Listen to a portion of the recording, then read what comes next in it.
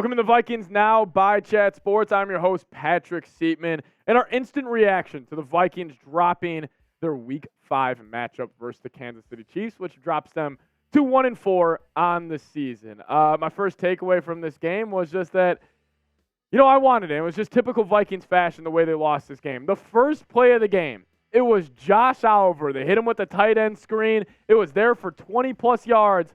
Josh Oliver ends up fumbling the football, and it was just a typical way to start this game for the Vikings. But yeah, they ended up dropping the game 27-20 against the Kansas City Chiefs. Heartbreaking fashion. Vikings do drop to 1-4 on the season. General takeaways from the Vikings side of things, starting off offensively. I actually thought Kirk Cousins played one of his better games. 29-47, 284 yards, 2 touchdowns. I thought he was good, though. Vikings had no run game all game. Jordan Addison, the lead and receiver. Justin Jefferson, depressing news, but he did leave the game with a hamstring injury. So make sure you guys are subscribed to the channel. We're going to get you an update on his injury whenever we do have it, but he did leave the game with a hamstring injury. It's a hammy, so I fully expect him to be, ready next week, but we're obviously going to have to wait and see on that. But I thought Cousins played well. Obviously the thing is with this Vikings team today was I really did feel like they played really good football, at least good enough to win this game. It just came down to the mistakes. That's the thing with this. That's the thing with this unit. I get it. Chiefs are Super Bowl champs. They're a good football team. They're a great football team. They have one of the best quarterbacks of all time. They have one of the best head coaches of all time. They have the second best tight end of all time. You can even make an argument he is the best tight end of all time. But the thing is with this Vikings team, it's just you had a chance to win this game, and they just kept shooting themselves in the foot over and over again. I mean, you can go back to even plays during on defense. The 3rd and 18. Vikings go zero blitz. 2 dudes meet at the quarterback. Mahomes back shoulder or back foot just lobs one up there, and he gets the completion. And just also with T.J. Hockenson, I don't want to throw him under the bus too much, but I'm just going to call a spade here. He does not deserve to be the highest paid tight end in the league. I get it. He's a hell of a talent. He looks the part of a tight end. He's 6'5", 6'6". He's a big dude, but the fact that he sat out training camp, I mean, it just pissed me the hell off. It literally just pissed me the hell off. And then this is the performance we are getting out of him. So T.J. Hockenson, I don't know, man. I just haven't been the biggest fan of the way he's played today. Feel like he's got a little smugness to him as well. Again, this is obviously just me coming from a loss, but I think Hockenson was a huge reason why the Vikings lost this game today because, listen, I'm also holding him to the standard that he is the highest paid tight end in the league. So play like it. And he just hasn't already or hasn't at all during the season so far. But, Vikings do end up losing 27-20, but I want to get you guys involved in the comment section right now. Let me know, who was the biggest loser from today's game? If I had to go one, I probably have to go Hawk. Even a guy like Byron Murphy, who we picked up this free agency period, where we thought he was going to be a true lockdown number 1 corner, he's been getting cooked. Keenan Allen cooked him for 200. Kelce cooked him on a couple plays today. Rasheed Rice cooked him on a couple plays today. But I probably have to go Hockenson. Bad refs or bad drops as well. See people in our live chat saying the refs were a reason. People are calling T.J. Hockenson droppings in.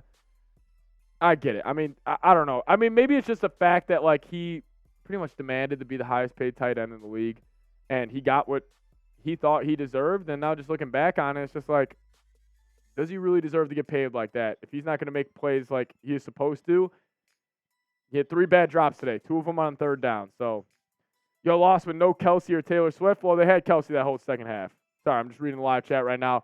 But before we get into more takeaways from this game, I do want to give a huge shout out to GameTime. If you guys plan on getting the tickets to any event there is, make sure you guys do get it going with GameTime today. And if you guys use the promo code VikingsChat, you'll get $20 off your first purchase. Make sure you guys get hooked up with GameTime today. It is the best ticket app out there on the market right now. You shouldn't have to worry about when you're buying tickets to your next big event. GameTime is a fast and easy way to buy tickets for all sports, music, comedy, and theater events near you. With killer last-minute deals, all-in prices, views from your seat, and their best price guarantee, GameTime takes the guesswork out of buying tickets. One last time, download the GameTime app, create an account, and use code VikingsChat for $20 off your first purchase. Terms apply. Again, create an account, redeem code VIKINGSCHAT for $20 off. Download GameTime today. Last-minute tickets, lowest price guaranteed. Let's hop into more just general takeaways from this game. Listen, obviously it did not go well. Vikings ended up losing this one. More takeaways that I just had in general were just that, like, this whole time, like, the whole game, I was just like, when is the Vikings breakthrough moment going to come? And they just kept getting there. Like, Chiefs go up 27-13. Kirk has a touchdown drive to kind of answer the bell a little bit. Then you get the ball back, 27-20. Shit hits the fan. It's just it just wasn't good. And then also, I see a super chat coming from Tang Yang. Alexander Mattison, 27-20. Vikings go play action, halfback screen to Mattison, fumbles off his hands. Mattison might have one of the worst set of hands in the NFL from the running back spot. And Tang Yang saying Cam Akers would have caught that pass. How about Ty Chandler? You ran the fake punt to him. He ended up getting a first down. I just really don't get why Mattison continues to be the lead back for this unit. Like, I just really don't understand it whatsoever. I like Mattison. He's a good running back, but I would just rather go a different direction. I'd rather go in the way of Ty Chandler. Rather go in a way of maybe even Cam Akers now. Like, I think fully Cam Akers needs to be the RB1 for this unit. But, I mean, listen, the Vikings did a good job of shutting down the Chiefs' run game for a little bit. But I'll also say this. Sometimes you just got to tip your cap to people. Mahomes had some unreal plays today.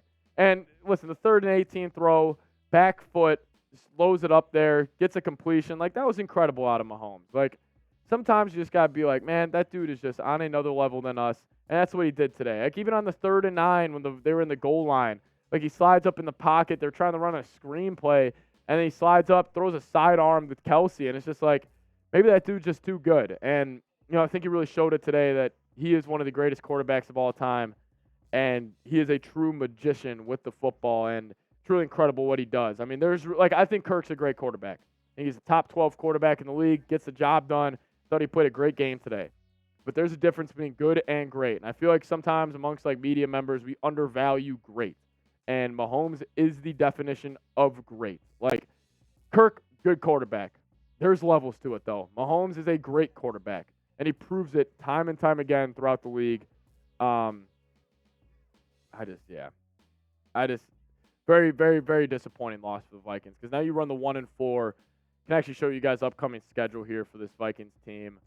Because, listen, you got a must-win game now next week. I mean, I thought this was a must-win. You know, stuff's going to happen, but this is the upcoming schedule for the Vikings. I mean, they're at the Bears. Then they got the Niners at home. Then you're in Green Bay, in Atlanta against the Saints. These 3 games right here, probably all coin flip games. Bears game, you got to win. That Niners game, I just don't see a scenario where you win that game. But, hey, you're 1-4. Let's just say you beat the Bears, get to 2-4. Then you got the Niners. You're most likely sitting 2-5. Straight in the face. But that is upcoming schedule for the Vikings. Make sure you guys are subscribed to the channel. We'll close it out here on our post-game show.